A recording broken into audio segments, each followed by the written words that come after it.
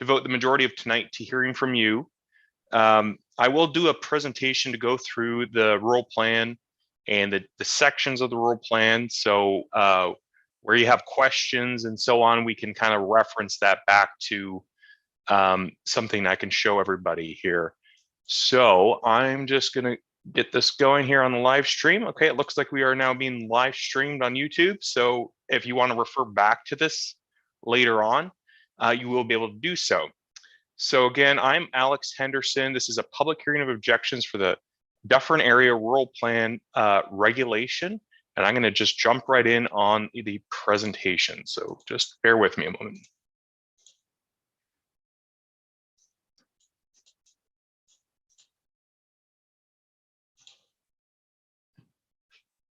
All right, so here it is. The rural plan public hearing, Dufferin planning area rural plan regulation, presented by me, Alex Henderson, and I am a certified professional planner with the Southwest New Brunswick Service Commission.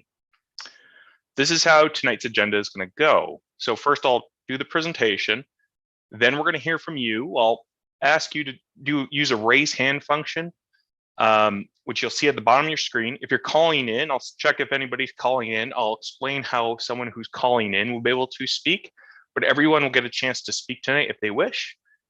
Yeah, we're going to dedicate the majority of the time to this. We will want people to kind of take turns and not take up 20 minutes for themselves. We want to hear from everybody. So if it's kind of people are repeating themselves, I might ask you to just kind of get to the point. But other than that, we're open to hear everything tonight. This is going to become a transcript which gets sent to the minister for his decision about making this a rural plan or not. So if there are a lot of concerns tonight, that will be part of the package which the minister will see and consider before making a regulation.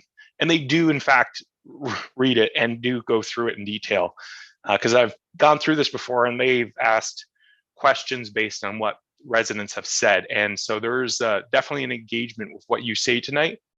And later after this, there's definitely a window of time by legislation, which you have an opportunity to write in your comments. So at minimum 2 weeks before this could ever become a regulation.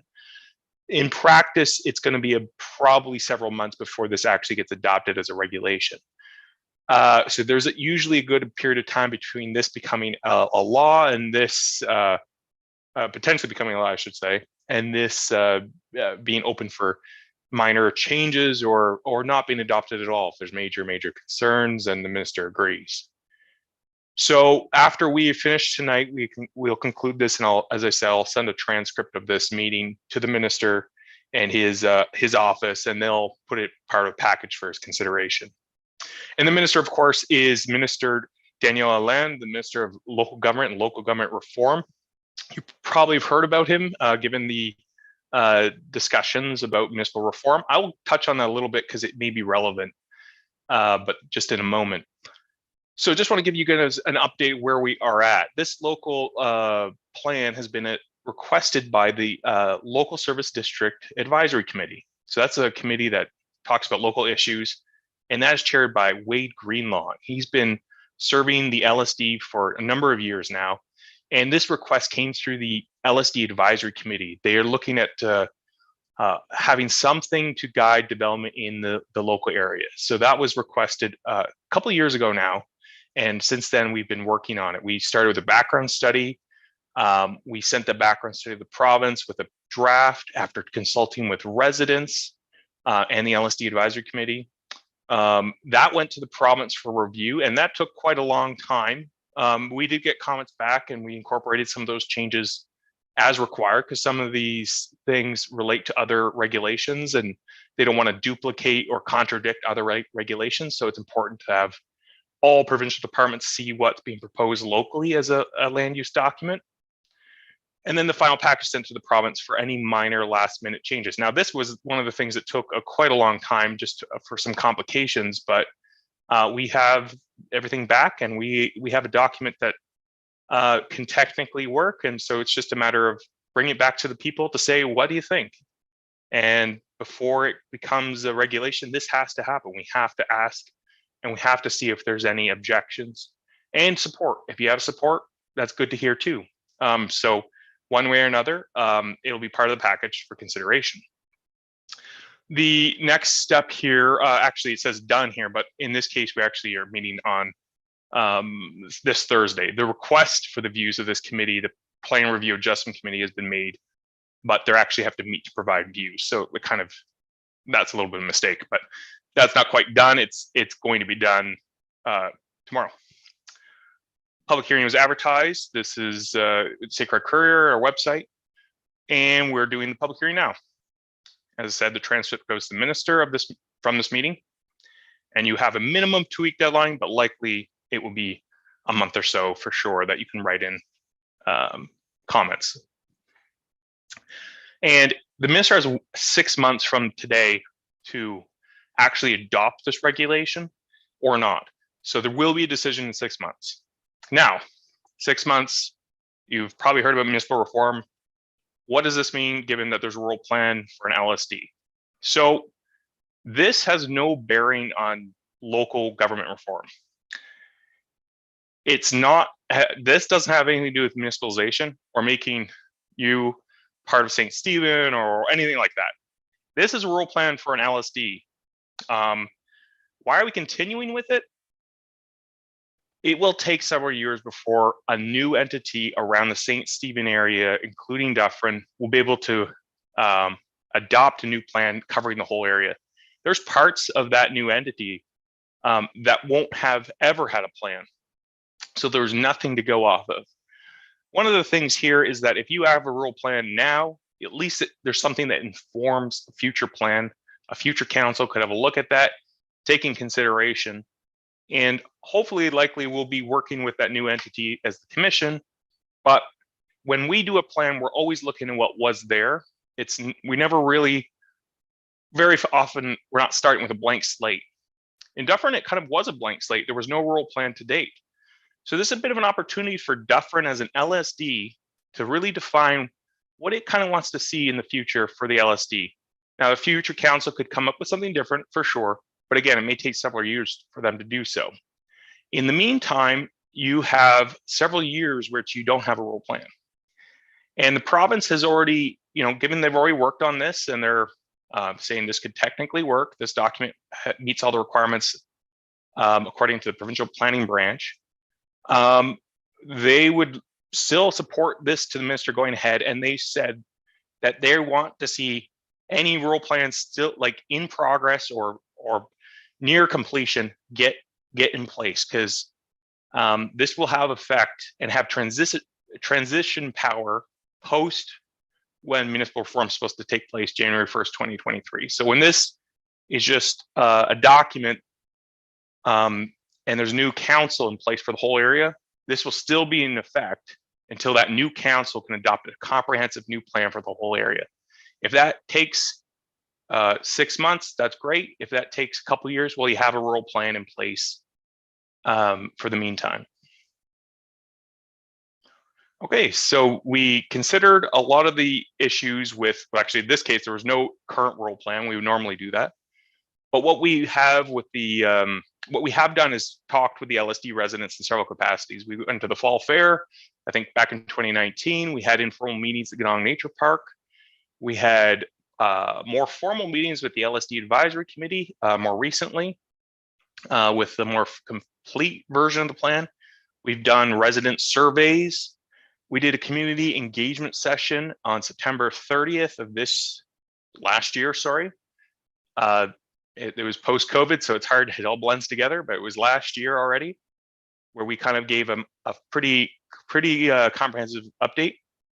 So we've talked with a lot of residents about this. We've got an understanding of what's happening in trends in industry and demographics, what's potential for development here, what's province is looking for with statements of public interest and new legislation. So we wanted to get ahead of some of that so that there's some durability to this document should it be updated by a new council in the future. And yeah, as we talked about, we have been in consultation with the LSD chair and the members as well. So this is the area which you are living in. If you're calling tonight from Dufferin, that is. So this is the Dufferin Local Service District boundary.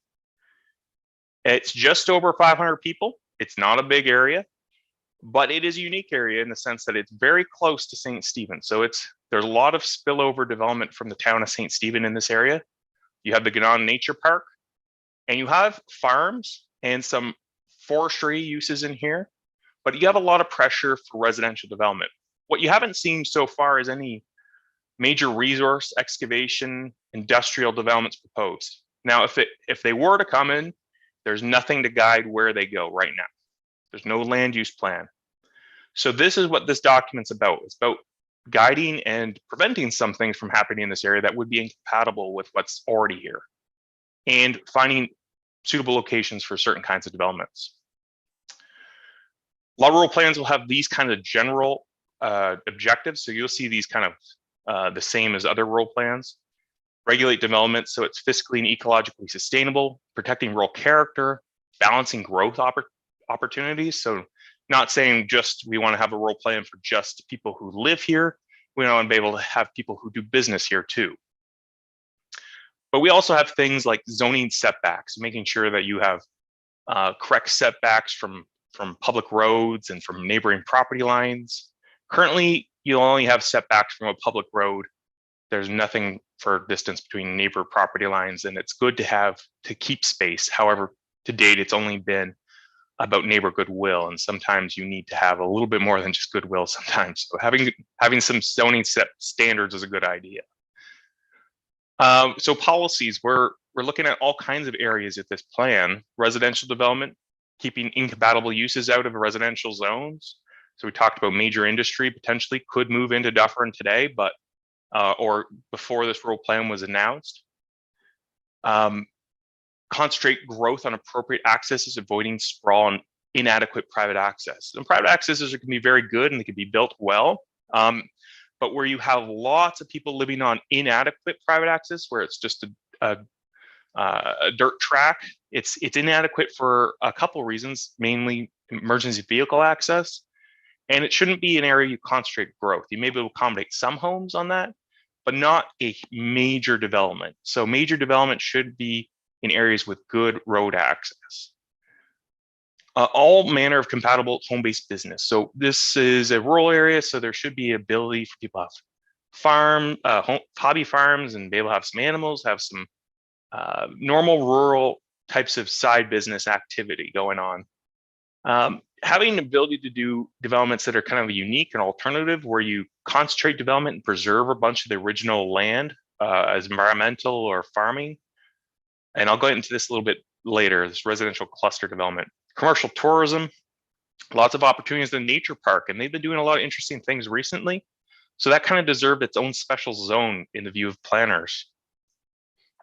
Allowing compatible commercial and tourism uses in residential zones as well. So if you wanted to do a small tourism operation and you're in an area that's residentially zoned according to this plan, well, you could do it. You just need to go to a committee to review it, just to make sure it's not a gigantic campground that is going to cause a major nuisance to neighboring properties. And there's some appropriate standards put in place for the development. It does not prevent it. It puts conditions on it so that it is appropriate and fits within the character of the area and limits impact. So this is the kind of thing which a rural plan can do. It's the type of service we can offer. And that's the Planning Review Adjustment Committee, which I referenced earlier, which meets to regularly deal with these kinds of land use applications. So they have some expertise in this. Larger commercial development directed to corner of Ledge Loop and Oak Haven. So this is a bit of an innovative or unique kind of opportunity, is to kind of pre-zone some areas that potentially could be developed for a use in the future. We don't have an application for anyone wanting to do this. Nobody approached us about it. But when we looked at what potentially could be an opportunity in Dufferin for, let's say, a little bit of a commercial node of some kind in that LSD, well, this is the intersection of the LSD. You got Ledge Loop, the Hannah Road, and Oak Haven all kind of meeting together. And that's kind of like downtown Dufferin, if it's so to speak. It is the one location where you'd have probably enough traffic to justify a commercial development that's bigger than something out of somebody's garage. This is a little bit more proper commercial, and it could potentially be a good spot for something like that down the road. So having an area you direct development in the future, if someone was interested in a proposal, we say that's a good location, but maybe not right down Hannah Road itself. That's a little bit far off the beaten track, and also it's mostly residential. So that's an example of what we could have a conversation with the developer if they were interested. Industrial, prohibiting it. Now, prohibiting something in rural plan means you just say it's subject to an amendment. Somebody could say, I still want to propose it. You can't say you're not allowed to propose it. They certainly can. But we're just saying in this area, being that it's predominantly residential, predominantly tourism based, it's probably not going to be appropriate to do residential developments here. There's plenty of opportunity in St. Stephen's Industrial Park, Bayside Industrial Park, in other areas that are a lot more rural. And so this might be something we would direct elsewhere, but for the purposes of the legislation, we just have to say it's subject to an amendment. We can't out and out say it's prohibited. Institutional, we would encourage that institutional uses be developed appropriately throughout the community. But if it's larger, then again, going to that kind of node, community node that we've kind of identified that doesn't really exist right now, but at that intersection could be potential for a nice community node in the future. So pre-planning, it's what we do. Recreation open space, encouraging recreation use in nature park. So this special zone we talked about, lots of potential, and they're exercising a lot of that potential there as well. Preserving open space as just a general rule through passive recreation uses and so on. We talked about innovative styles of subdivisions that could be done. And where we have larger development proposals, encouraging that trails be included throughout those development proposals. It's a good thing for the area, and with the Coastal Link Trail going right through the center of Dufferin, in the future, there's going to be even more capital investment in the area with trails and hopefully make it even a better place to live. So it'd be good to have some offshoot trails as well in larger developments. Resource uses, we talked about the agricultural lands being good to preserve through development, but also we want to see this kind of thing protected from over encroachment of residential growth. There could be a loss of viable agricultural lands if the whole area becomes a big residential suburb. So you wouldn't want to see that either, because there's some viable lands there that are providing food and economic activity and traditional lifestyle that is good to preserve. Connects to this next point of sustainable land management. And we also talked about explicitly prohibiting or making subject to an amendment, rather, is the language, large-scale fisheries, industrial aquaculture. Dufferin's never had a proposal like this that I know of, but it's nothing to prevent it right now. And it's best that these types of uses, which are becoming more frequent and more common, be done in areas that are appropriately zoned and appropriately serviced for industrial development. Dufferin really does not have an opportunity for this. It's not that we're trying to preclude any business activity here. We did do a serious look to see if there was an opportunity for industrial development in Dufferin, and they're really just not good access anywhere close to the water that would allow for something like this, and it's just not appropriate in this planning area. We similarly with quarrying and mining, again, it's the access roads in this area, given how predominantly residential they are, it would not be an ideal location for any quarrying or mining activities. But previous to this rural plan, you certainly could do that anywhere, which is kind of one of the downsides of not having a rural plan.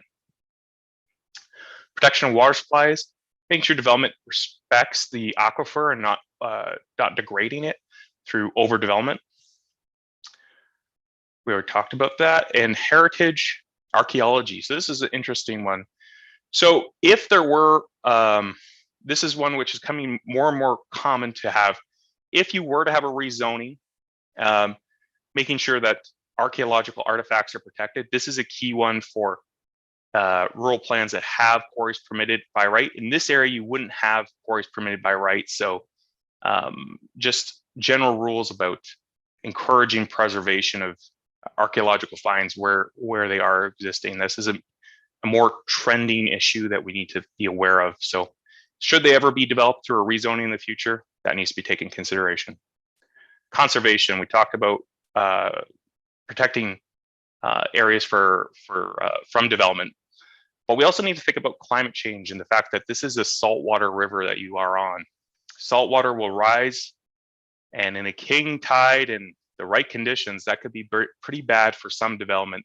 And I know of some homes already in the area that have flooded through such events. It's only going to get worse, unfortunately. So we have in there sea level rise projections for this area that's subject to it.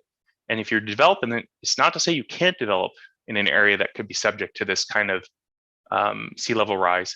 You just need to develop higher. So you're not going to be developing any habitable spaces of a dwelling, let's say, that are going to be below sea level rise projections.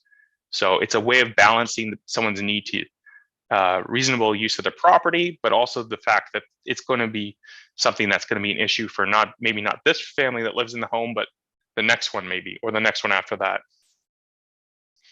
And then general rules about, or policy about preserving the environment. And I should say this, adopt environmentally sensitive zones. So this is a key one, which we'll get into more detail later. Okay, so going into the zones quickly here. As a general rule, most of the properties in this plan area are rural residential zoned. So you can see that we talked about home-based businesses already, smaller scale institutional uses. So home daycares and other small churches and other types of institutional activities that are appropriate in this area, certainly could do it. If there's going to be larger parking lots and so on, this could be dealt with through special terms and conditions at committee. You won't have to rezone your property. Simply just look at what the land use impacts might be on neighboring properties if you do some kind of institutional use. 1 acre lots or the conservation subdivision, which we'll talk about later. This is predominantly single family homes, garden suites, and mini homes. This is zoning in areas where the suburban type of development exists already, and it's along public maintained roads. There's an issue with the public non-maintained roads, which is a longer conversation, but those areas are not suitable to be subdivided to 1 acre lots. Where you're not on a public non-maintained road, you can still obtain building permits if you have an access already in place, but the subdivision of lots and public non-maintained roads is actually a major issue right now, the whole province.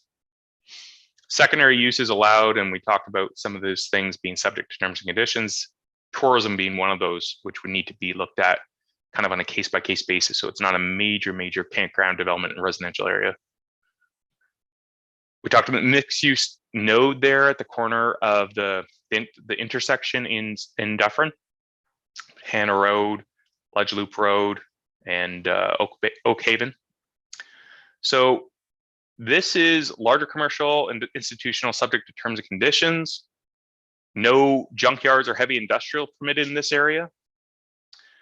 We have a mix of multifamily, large scale mini home parks, tourism, campgrounds in this area. So this is where you have a little bit of that development. Institutional, churches, daycare, community center, kennels, recreational uses. So there's a lot of mixture in this area. So this is limited though, and you'll see this on the zoning map. Not everywhere you can do this. And if you wanted to do this elsewhere, you'd be applying for rezoning. Agriculture forestry zone. So this is the areas that are far away from roads. This is designed to just remain largely undeveloped and used in the traditional ways for, say, farming or forestry. Larger tracts, so 2 hectares would be the minimum lot size here. It's not designed for residential development.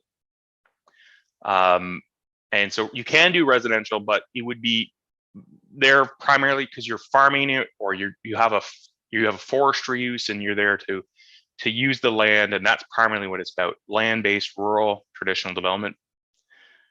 So you could do potentially livestock operations here, but that's subject to the Livestock Operation Act, and we would have buffers put in place. So it would require a map change, so a zoning amendment to have a large-scale livestock operation here.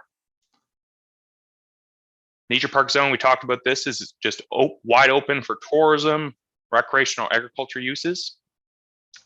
Allows commercial or forestry uses subject to terms and conditions. So ideally, the nature park retains a lot of its character and doesn't become a overly commercialized or forestry operation. I don't think that's the intent of the trust that runs it. But again, it's just the type of thing that may be appropriate at smaller scale for this area, and that's why it would be subject to terms and conditions. Environmentally sensitive zone.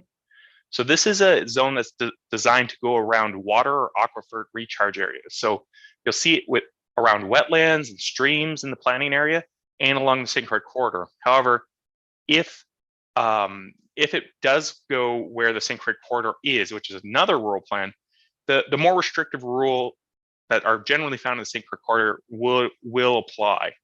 But this provides guidance for the planning area for those areas that are outside St. Croix corridor, and also complements existing regulations like Wawa, for example. If anybody's got one of those permits, they're getting close to water, getting a Department of Environment permit for developing close to a wetland, and just conditions for not polluting the wetland or churning up actual environmentally sensitive soils and so on.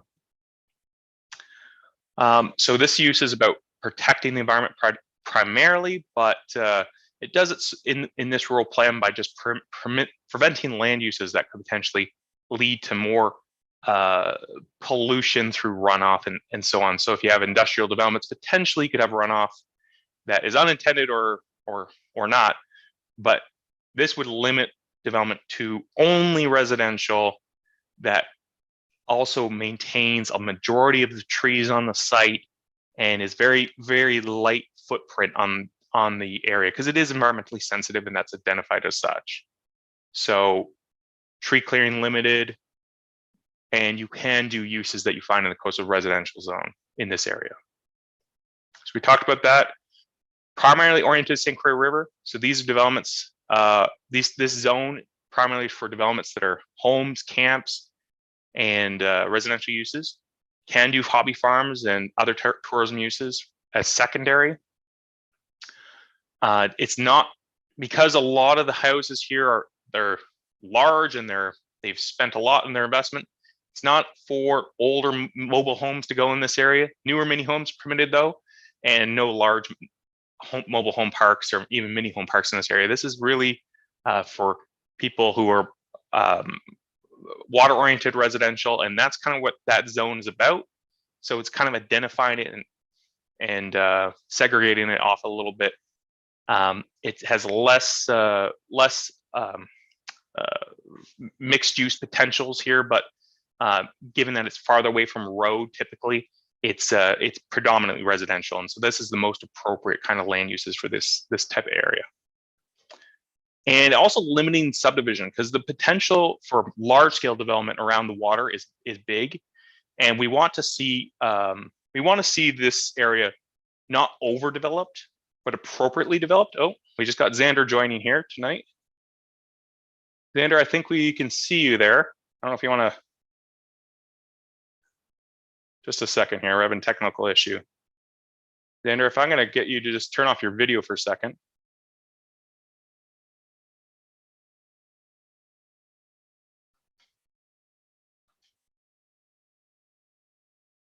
Okay. Oh, he's back off. I think he might have joined the wrong meeting. There's a planning advisory committee meeting starting right now. Just a second here.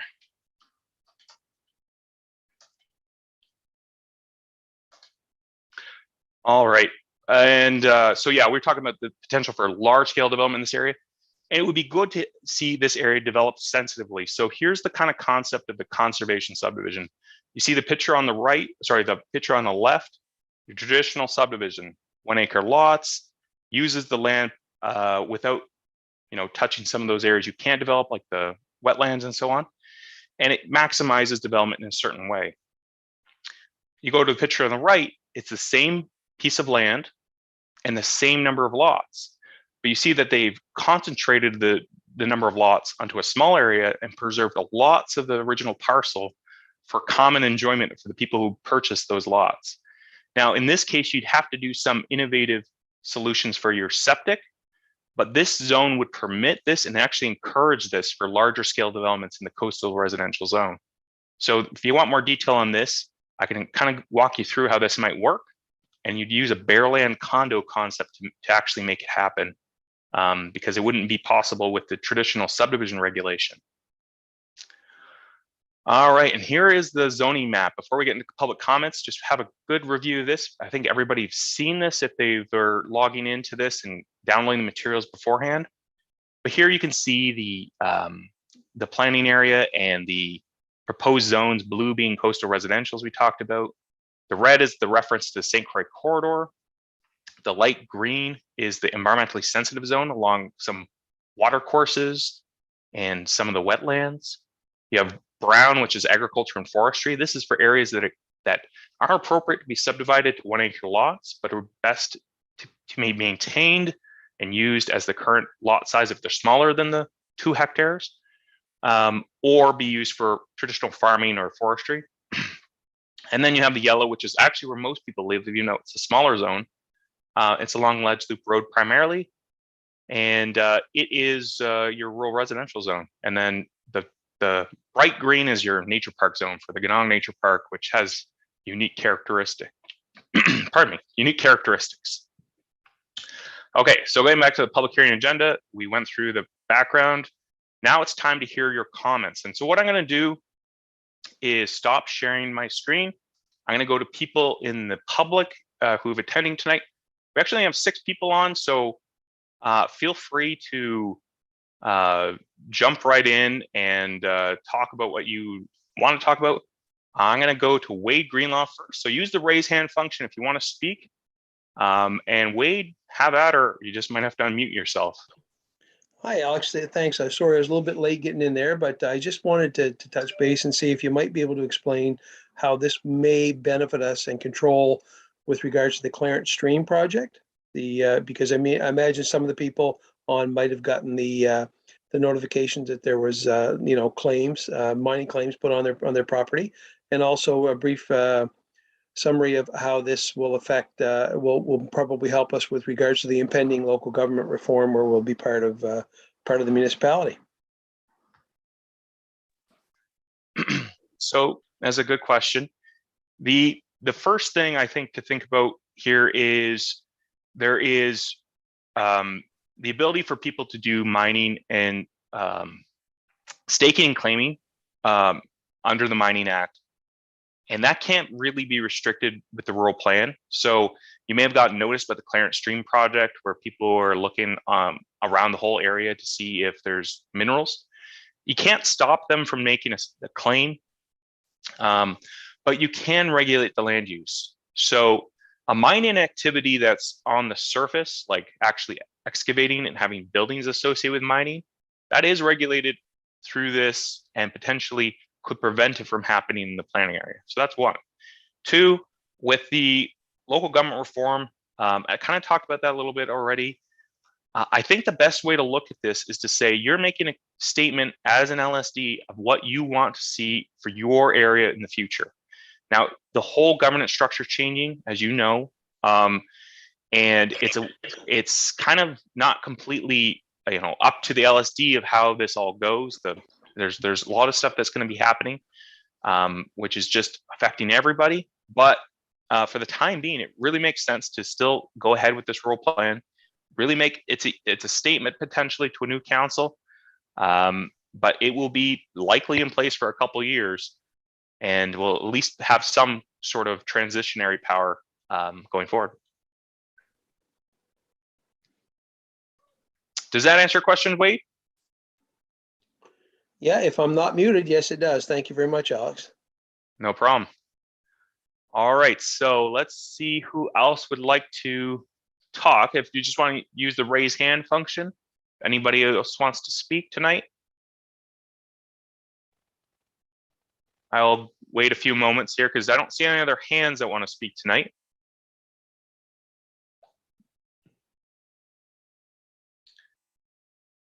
And the other option will just be to write in. There's an email I'll post on the website. So at the snbsc-planning.com, there's a special tab we have for the Dufferin Rural Plan. I'm going to post a video of tonight on that tab and give you a link, an email link, where you can directly send your comments in to the minister's office. You don't have to send it through me. You can go right to them, and that will go right into the minister's package for consideration before they adopt this or even consider adopting it. So I'm going to do a final call here. Any other people want to speak tonight? If it's not, if you're having a hard time, oh, we got Wade on again. Let's go back to Wade.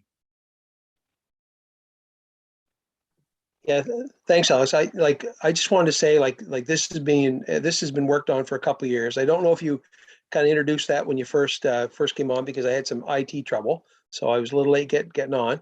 But we've been over 2 years, I think, getting this in place, and our goal was to make sure that we had a rural plan in place, partly for the impending local government reform, to try to help and ensure that we had some control, but to also allow development, but controlled and strategic development in this area. Beautiful area. We want to preserve the way of life here, and the rural way of life, which is why most people live here, and that's why we've got to this point. We want to get this through the public hearing process and get it ratified prior to the local government reform, so that it's a document, and it's regulations that the provincial government will have to deal with regards to changing whatever the structure is around the municipality. Absolutely. Yeah, and I think that does come loud and clear through the rural plan too, for sure. Thank you. All right. Well, if there's nobody else who wishes to speak tonight, I think what we'll do is we'll conclude this. Again, I go to the website after this meeting, write in your views, and that will be part of the package that gets considered. So everybody, thank you for coming tonight. It wasn't a bunch of you, but for those who participated, and I see some names, including Darren Harrington, who is the former planning director for the area and a resident and LSD member. Thank you for attending. But all you, feel free to call me later, 466-3141. Happy to talk about this plan in detail and go through any issues you might have or questions. So anyway, thank you for coming tonight.